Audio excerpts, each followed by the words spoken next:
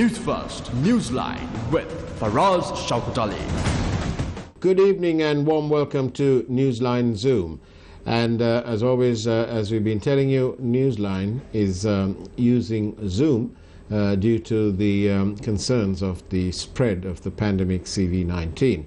Nevertheless, as the entire country gathers together and tries to stem the spread of the disease, Newsline has got this evening a member of the NPP, Mr. Vijita Herat, Member of Parliament representing the NPP, and this evening on Newsline. Very good evening to you, Mr. Vijita.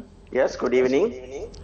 Now then, it appears to me, Mr. Vijita, that this government, the government that said that we will not sell our family silver, state assets, are doing anything other than that. Sell, sell, sell. That seems to be the form. Am I right? This government is like a trader. Earlier, they said to people, they promised to the people, they are not selling any state property. But at the very beginning of this era, they tried to sell out our East terminal to India, the Adani company. But because of so many progressive people's protection, they could have stopped that. But at the final stage, they decided to sell out the West terminal to same company, Adani company. Today morning, the government has signed that agreement with Adani company. Adani company obtained 51% of West terminal and 34% obtained by John Keels. Altogether, 85% of West terminal obtained by the private company, Adani and John Keels together. The government remained only 15% of total shares. It is totally betrayed. Actually, they are violating their election manifesto, and they are doing all activities against Sri Lankan people. So basically, there's no need for a manifesto because they're lying anyway, whoever it is. Though they introduce the beautiful and colorful manifesto, they are not working according to that manifesto. It is only showing not only the WCT, recently they sold the Kerawala-Pittiya LNG project also to the American Newsfirst.lk company, and Basil Rajapaksa submitted cabinet paper to the cabinet, and without any discussion and without any tender procedure, the government has decided to give that LNG project, the 40% of that LNG project to the American Newsfirst.lk company. It is very harmful to our country. Actually, it may be a big problem in future as far as concerned the national security in our country. It is very danger. Not if we consider the supplying gas, natural gas to Sri Lanka. That is the main purpose of that Newsfirst.lk company. Now they have given 40% of that project, but the main harmful thing will be arising in near future, because from 2023 to 2028, up to 2028, the Newsfirst.lk company, American company, will obtain the supplying of gas to the Sri Lanka. They will continue their monopoly. Actually, it is very harmful to, and it is a big issue to our national security. Mr. Herat, if I say to you, if I put it to you that we we are in such a serious situation that trying to sell part of our family silver or state assets is the only way forward. Would you agree that it is the only way forward, or don't you agree? It is not the will of the people. The people voted to this government to protect our state property, national property. That's why they defeated the former government, the UNP so-called good governance government, because Maithripala Sirisena and Ranil Wickremesinghe also tried to sell out our state property to various parts of the world. That's why the majority of our country people voted for Gotabaya Rajapaksa and this government to protect our national property. But this government also doing same. It is doing against the people, and we are not willing that process. Now then, there are various other matters also of concern. One, of course, is the attempt to move into an all organic production of agriculture in this country, the move to a full organic system. And the next thing, of course, is the price and availability of rice.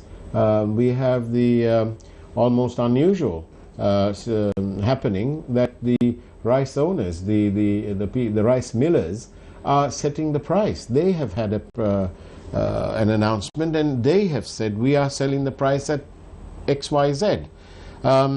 Whereas I thought that there was a government in place, and why isn't the government doing that? Why is the private traders setting the price? Yes, there is a Minister of Trade Affairs and there is the Executive President. But without carrying Executive President and Trade Minister, the owner of rice mill, they are the people who decide the prices of the rice. And Dudley Sirisena announced day before yesterday what are the prices of the whole types of rice and all types of paddy. Then who is the president and who is the trade minister? Bandulu Gurunandana, he has nothing to do. And the agriculture minister Mahindananda Alutgamangi, he promised to the people the government will not import even 1 seeds of rice from any country. But government has decided to import 100,000 of metric tons rice from various countries. This is actually very bad situation. The president has decided to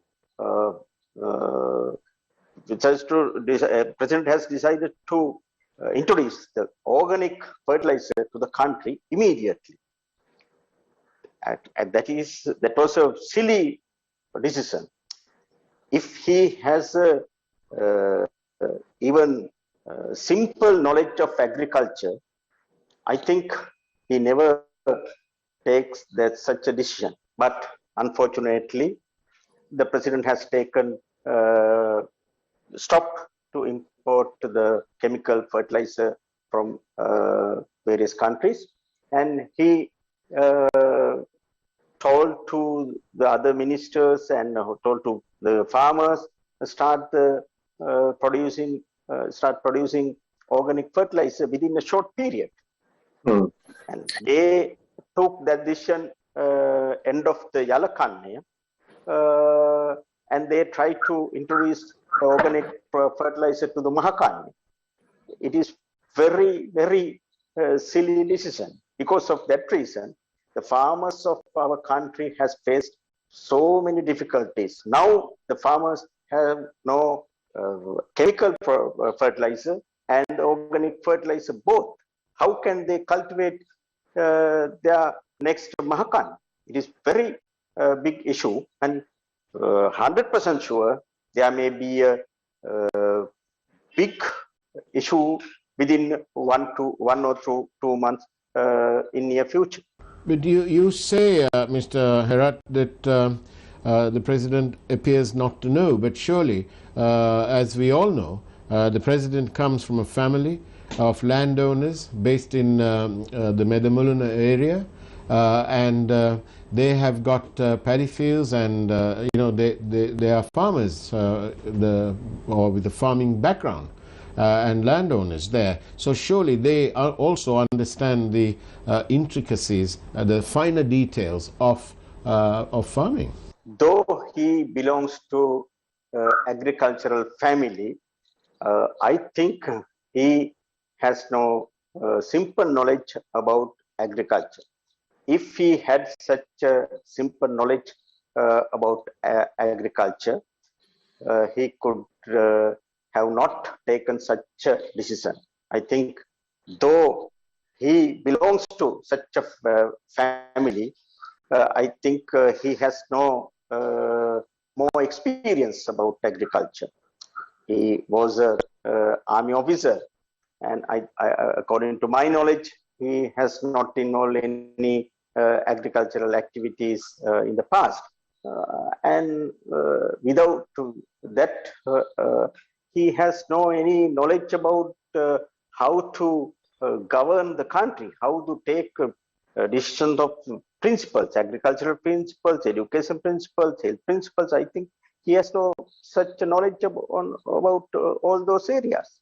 That is the lack of his knowledge.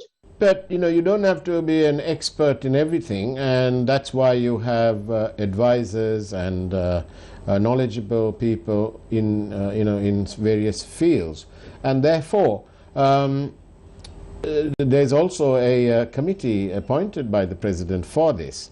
So what's happened? Why are they pursuing something that apparently many of the experts who came on this program have told us time and time again that it may be a noble thing, but it cannot be achieved overnight by simply stopping the use of chemical fertilizers and relying on organic fertilizers. Now you can see that the importation of some fertilizer from China has resulted in that being contaminated. Actually, because of the executive powers of the President, the professors and other expertisers, they behave like muffins before the President. That is the practical situation of in front of the executive president's system. Are you saying, Mr. Herat, are you saying that when these experts are in front of the President, they act as though they have no backbone? That's correct, totally correct. They say, yes sir, okay sir, yes, we can do, we can import organic fertilizer from China. They explain to President the 20% of nitrogen can obtain from China, but we know very well there is no such organic fertilizer all over the world. Now the government has taken a decision to import organic fertilizer from China, but that organic fertilizer has no 20% of nitrogen, even less than 10% of nitrogen. But some expertisers and professors told to President, yes sir, we can find out 20% of nitrogen organic fertilizer from various countries. They behave like muffins. But what has happened finally? The government failed to import such organic fertilizer from even China. They tried to import such type of organic fertilizer from China, but our researchers find out there are some bacteria and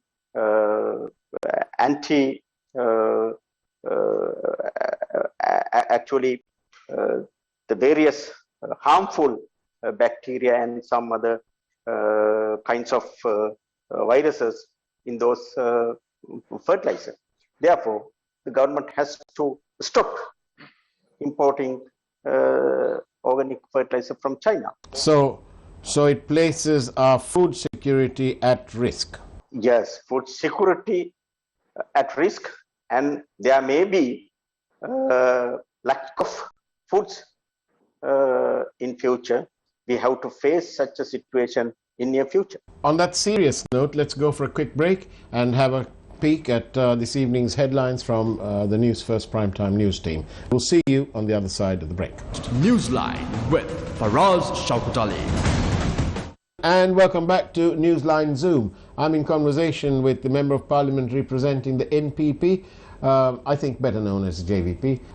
He's right here with us by Zoom, Mr. Vijita Herat.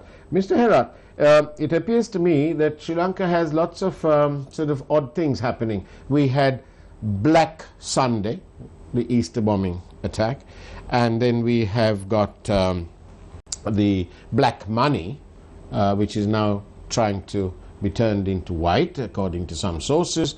And then, of course, we have the scam of all scams. And no, not the bond, but actually this sugar scam. So we have all these things. Black money, Black Sunday, and then we have white sugar. So there's white. Government used Black Sunday to become the power. They promised to the people, after becoming power, they will punish who responsible at Black Sunday attack, Easter Sunday attack. But we have spent 2 years, but the government has not taken any decision against the main creators of the Black Sunday attack. Why? There is a reason. There is a hidden reason. Do you think you know who the mastermind is? Do you know who the mastermind is? We asked several times that from the Minister of Police, the Sarpira Sekara, who is the mastermind of that Easter Sunday attack. He did not reply, but suddenly he replied, the Naufa Maulavi was the mastermind. But it is, we cannot believe that, because if we thoroughly analyze that commission report, there are so many clauses are there. If we consider the investigation which was conducted by the FBI, the American intelligence agency, they had reported so many things, and they have given a small report to the Sri Lankan security authorities. And in that report, they clearly said that there was IP address which was used by some Muslim guy, and the police, the CID, started to investigate that IP address. After that, in charge of the Army Intelligence, Chula Seneviratna, has explained to the police, it is our process, don't continue that process furthermore. There is a suspicion.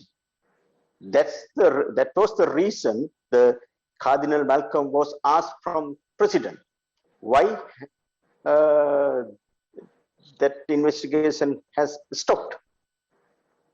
Why did not continue that investigation furthermore? There is a suspicion, because if it is army intelligence process, and there is a suspicion, it clearly explained in that commission report. Therefore, people have a big suspicion on that. Recently, the Cardinal Malcolm Ranjit asked that question from President, and he sent a letter to the President. But the President has sent a simple reply to him. Because of that reason, Cardinal Malcolm Ranjit and other fathers of the Catholic Church criticized that investigation and the process of the Easter attack incident. Then what the government has taken? The government trying to use some pro-government people to criticize Cardinal Malcolm Ranjit and Catholic Church. They are trying to create another pathetic situation in our country. Mr. Herat, why is that report, you seem to be aware of it, but why is it not available in the public domain? Why can't I download it or read it online? We can only refer one volume of that commission report, but remaining documents, remaining commission reports are not available to the public. Which is why? It is also another suspicious process. The people have a right to obtain all those volumes of commission reports, but government has not given those reports to the public. It is also the big issue.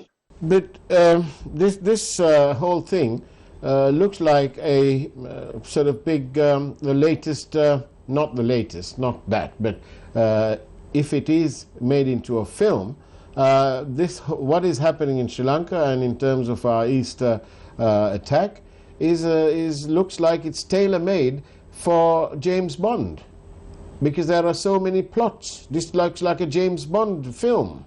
Yes, there was a famous film that is called Our Brand is Crisis. Our Brand is Crisis. Same scenario was happened in Sri Lanka. Easter Sunday was a crisis. They created such a crisis in our country, and they used that crisis to become a power. The same film was happened in our country. But 255 people nearly died in the Easter Sunday attacks.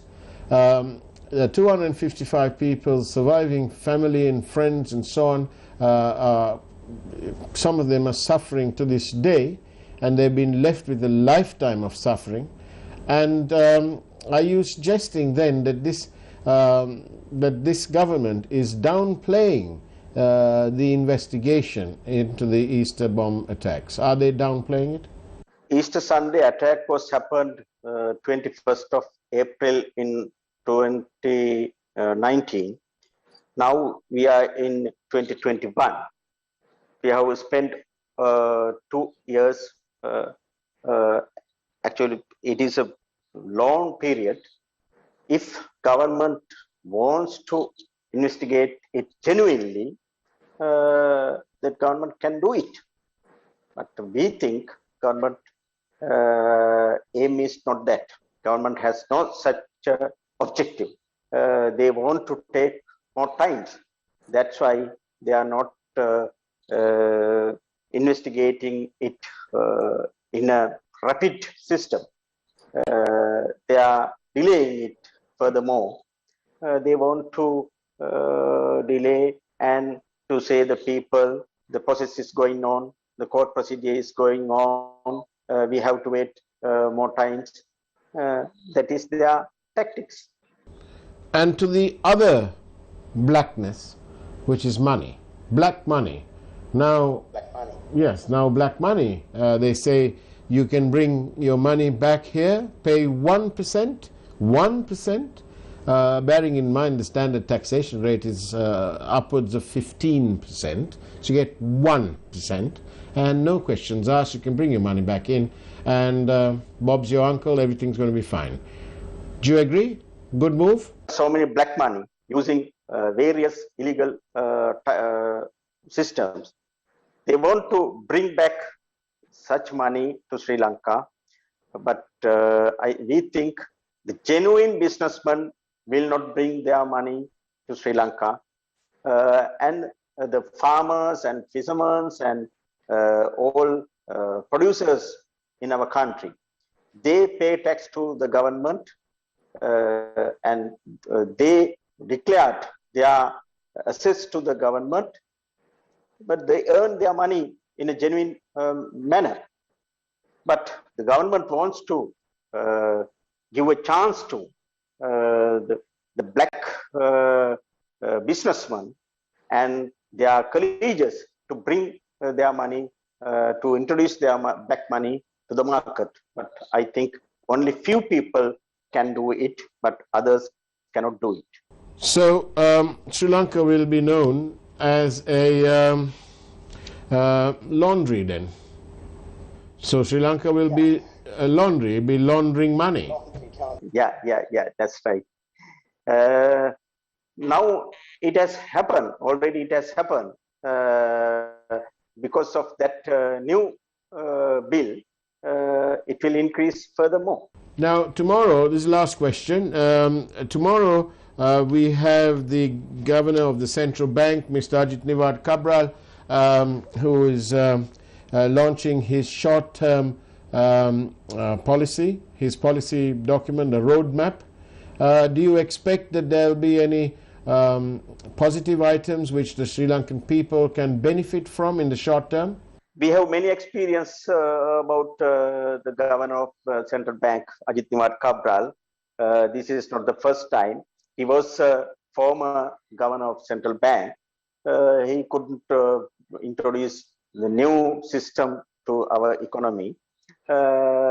Likewise, I think we cannot expect any positive creation which will be introduced by him. I think he cannot do that. Earlier, the pro-government ministers, pro-government some intellectuals said that after becoming Basil Rajapaksa as a finance minister, the economy will change rapidly, but it has not done. Same like if the Ajit Niwad Cabral will introduce a new system to the economy, we will not expect any changes of our economy. He was a former governor of the central bank. The same situation will happen in future also. Well, on that note, thank you very much for your time, Mr. Vijita Herath, Member of Parliament from the NPP. And tomorrow, ladies and gentlemen, don't miss Newsline, because after over 6 years of broadcasting, easily the toughest guests arrive on the program for tomorrow. At 8:30 p.m. tomorrow on TV1. Don't miss it. It's the toughest program going. We'll see you tomorrow evening. Take care and God bless.